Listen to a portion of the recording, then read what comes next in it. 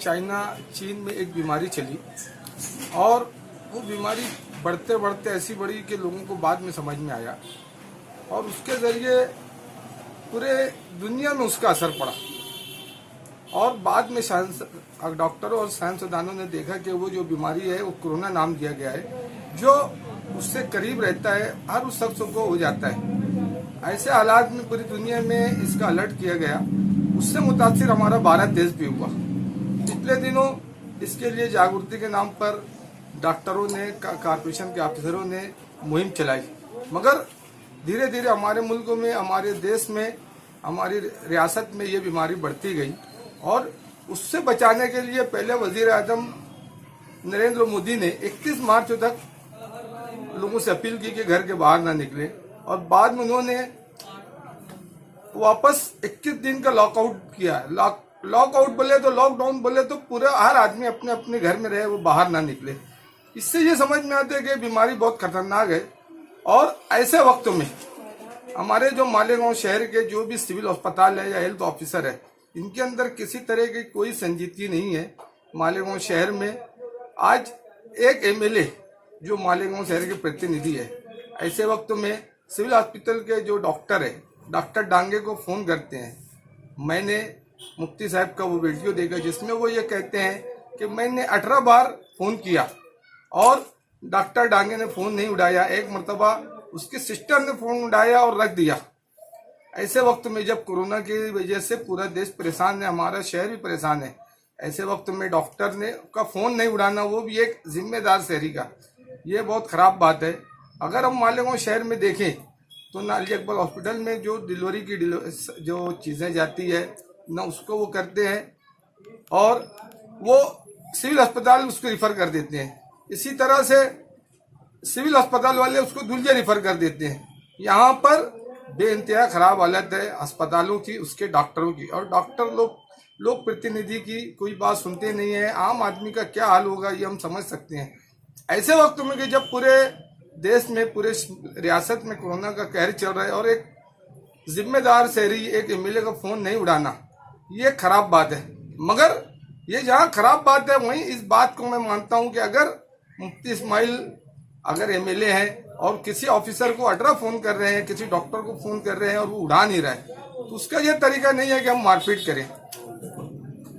हाँ, जो तरीका उन्होंने इस्तेमाल किया, जो मारपीट की, ये उसका तरीका नहीं है।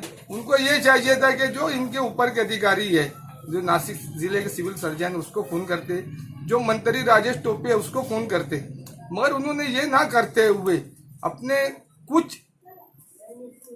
कुछ लोगों के साथ, बोलते हैं नादान दोस्त से दाना दुश्मन अच्छा, कुछ अपने नादान दोस्तों के साथ जाकर उन्होंने सिविल अस्पताल का जो सिविल सर्जन है उससे मारपीट की, जिसकी वजह से उन्होंने हड़ताल कर दी।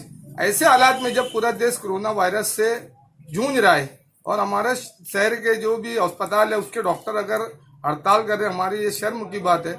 मेरा इस शहर के एमएलए से ये बोलना है कि अगर डॉक्टर डांगे बदनाम है, डॉक्टर डांगे काम नहीं करता, तो पिछले जब ये एमएलए थे उस वक्त भी डॉक्टर डांगे था। इन्होंने असेंबली में कितनी दफे बात उठाई।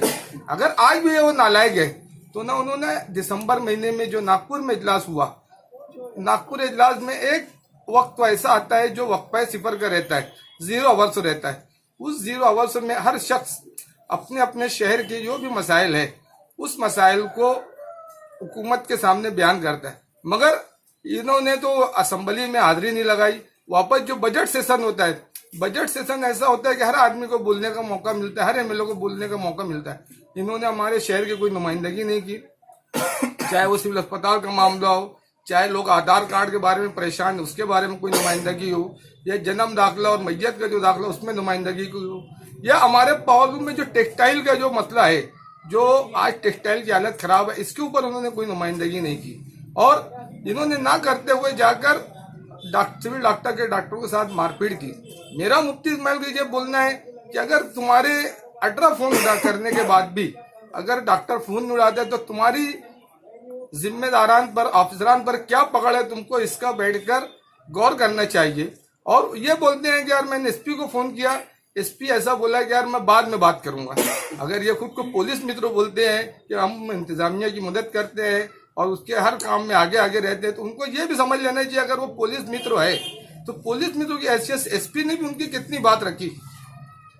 ये सब समझकर आज मालेगांव शहर में जो हालात हैं, इस हालात के बिना पर हमारे ये समझ में आता है कि हमारे नुमाइंदे की पकड़ नहीं है, और हमारा नुमाइंदा जब पूरे शहर में कारोबार बंद है, हर कोई उसमें परेशान है, और उसको यह फिक्र है कि यार कौन सा आरोपी जेल की बजाय वहां बंद है, जेल की बजाय वो सिविल अस्पताल में इलाज करा रहा है। ये हमारे लिए बड़ी शर्म की बात है कि यार हमारा जो नुमाइंदा है उससे शहर की फिक्र नहीं है, बल्कि एक ऐसे आदमी की फिक्र है कि वो जेल की बजाय वहां पर है।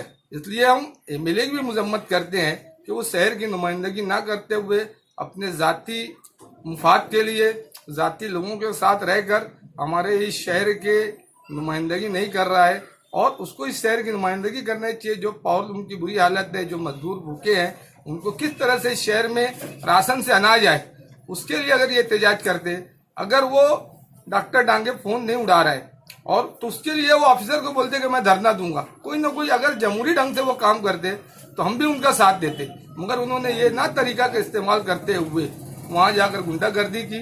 हम पिछले 24 अक्टूबर को जो इलेक्शन हुआ, इस शहर ने शेख रशीद खानवादे की गुंडागर्दी के खिलाफ उनको वोट दिया है।